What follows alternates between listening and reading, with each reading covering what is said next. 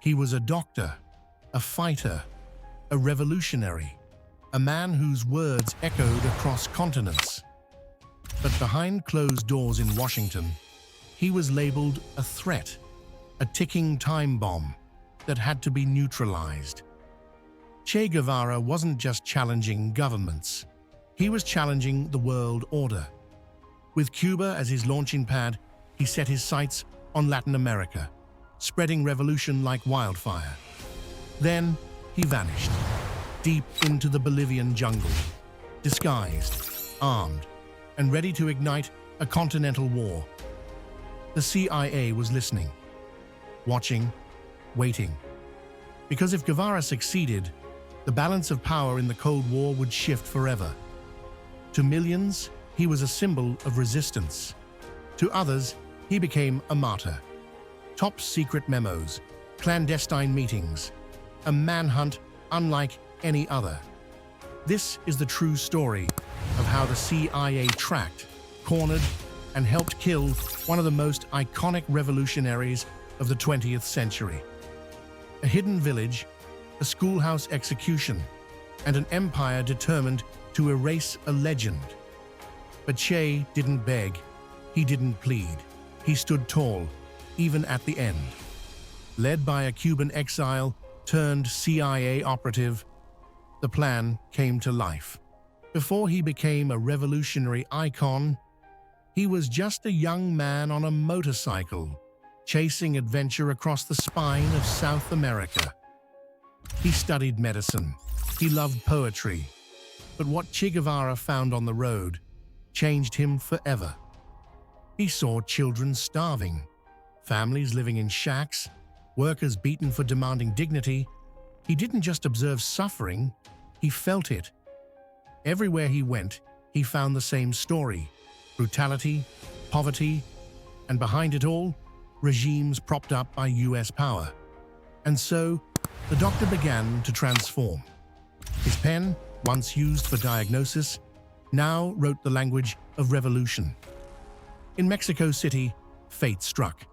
A meeting with an exiled Cuban rebel named Fidel Castro. Together, they launched a bold and dangerous mission, crossing the sea in a leaky yacht called Granma with just 82 men. Most wouldn't survive the landing. But Che survived, and what came next would shock the world. Hiding in the Sierra Maestra Mountains, they began a guerrilla war. Outnumbered, under-equipped, relentless. Che treated the wounded. He fought beside farmers. He inspired the poor to rise. Through ambushes and sabotage, his ragtag force began to turn the tide against Batista's army. More than a fighter, Che was a strategist, shaping the revolution step by step. Then, in January 1959, the impossible happened. Batista fled. The revolution had won. Che entered Havana as a hero, a foreigner who had fought for Cuba like it was his homeland. But to Che, Cuba was only the beginning. The fire had been lit, and he wanted to spread it across the globe.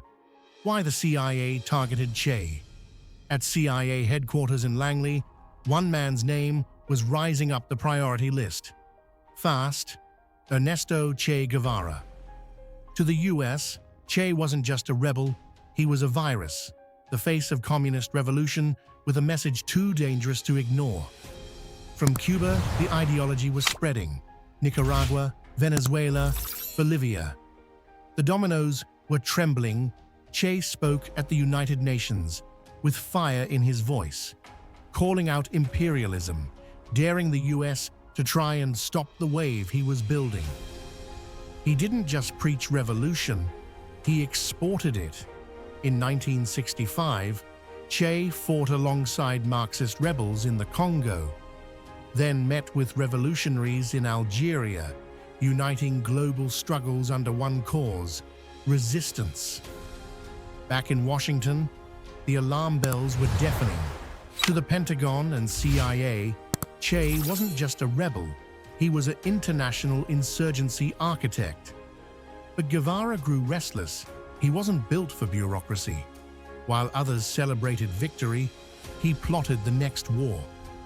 In 1966, he vanished, destroyed his ID, left behind his title, his family, even his name. He reappeared months later in Bolivia, disguised, clean-shaven, operating under the alias Ramon. His mission? Spark a massive uprising, train guerrillas, turn Bolivia into the first domino in a South American revolt. But the CIA was watching.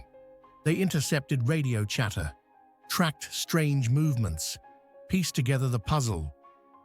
With the help of Bolivian informants, they got their break. The man in the jungle wasn't Ramon. He was Che Guevara, and the hunt was on. From that moment on, Guevara's every move would be shadowed, every whisper monitored. The CIA wasn't just tracking a man. They were trying to erase a symbol, Che in Bolivia. In 1966, Che Guevara crossed into Bolivia under a false identity, determined to ignite revolution from the continent's heart.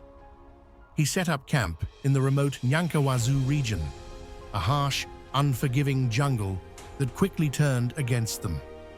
Che kept a diary noting their struggles. Every day brought new setbacks. The jungle didn't want them. Neither did the people. Malaria struck. His asthma worsened.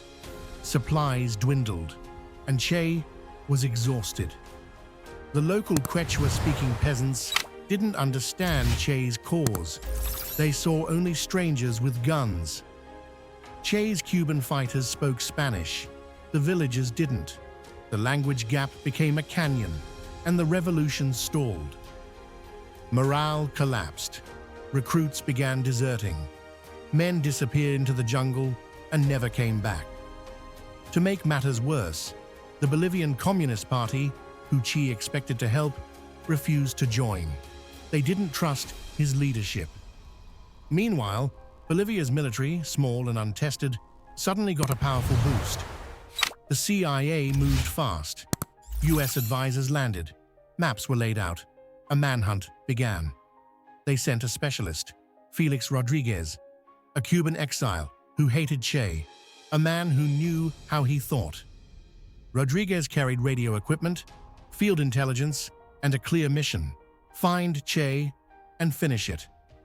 With CIA surveillance planes flying overhead, Che's every move was being tracked from the skies. The Bolivian military cracked down. Anyone who spoke with Che was labeled a traitor. Collaborators were arrested, or worse. Elites from the Bolivian army were trained by American Green Berets. They were armed, focused, and ready to hunt. October 8, 1967. A narrow ravine in southeastern Bolivia, Quebrada del Uro. Che Guevara's war was about to end. The Bolivian army, tipped off and armed by the CIA, launched a surprise ambush. Che and his dwindling band of fighters were surrounded.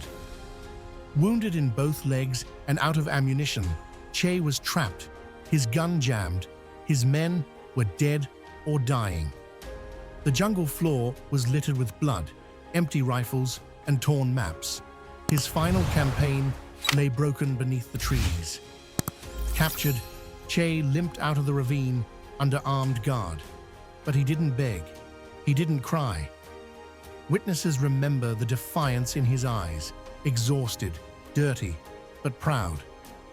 As he was marched into the village of La Higuera, peasants watched in silence. Many had feared him. Now, they saw something else. They locked him inside a tiny schoolhouse. No trial, no lawyers, just Che.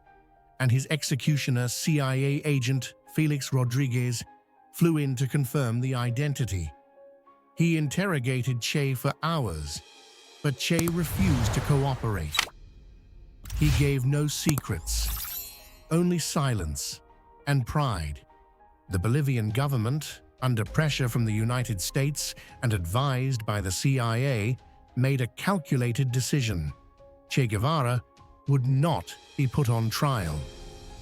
They feared a courtroom would make him a martyr, that his words would ignite protests across the world. So instead, they chose silence through execution.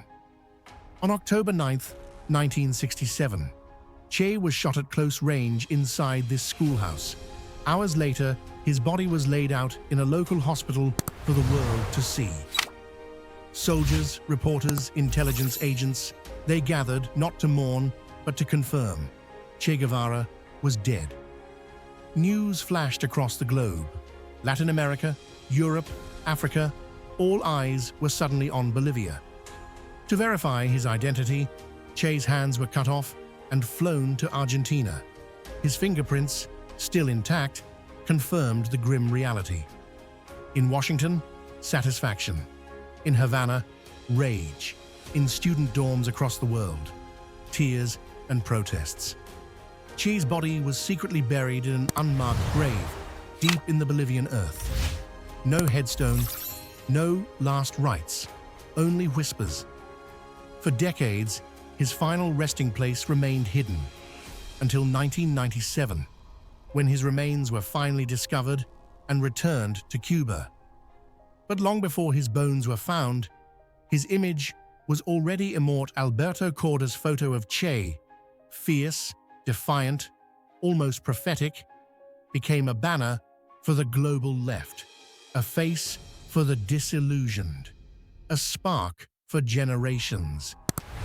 The CIA silenced the man, but unleashed the myth. Decades after his death, Che Guevara's image still marches, in protests, on flags, in chants, across every continent. In Cuba, he is revered as a national hero. Hasta la victoria siempre. Until victory, always, became more than words. It became a legacy. From Latin America to the Middle East, Africa to Europe, Che remains a symbol for those fighting oppression, injustice, or simply seeking change. But Che's legacy is conflicted. He is both a revolutionary icon and a brand on souvenir shirts, a martyr and a myth. In classrooms and textbooks, he is studied.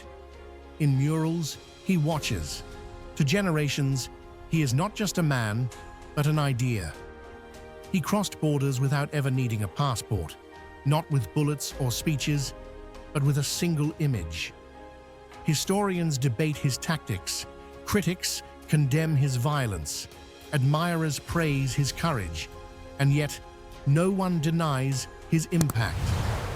Even the CIA acknowledged it. They killed the man, but not the movement, not the message, not the myth. To some, he was a hero. To others, a fanatic. But in death, Che Guevara became what no bullet could destroy, an eternal symbol of revolution. The story of Che Guevara is not just about bullets and boots.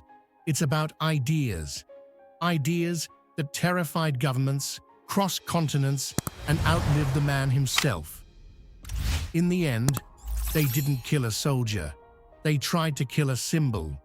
But legends aren't buried, they're born. The revolution is not an apple that falls when it is ripe. You have to make it fall. Che Guevara, was he a visionary, a villain, a rebel, or a romantic? We want to hear what you think.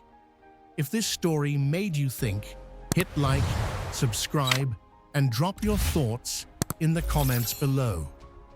Beat. More history, more truth. Right here on Warriors and Empires.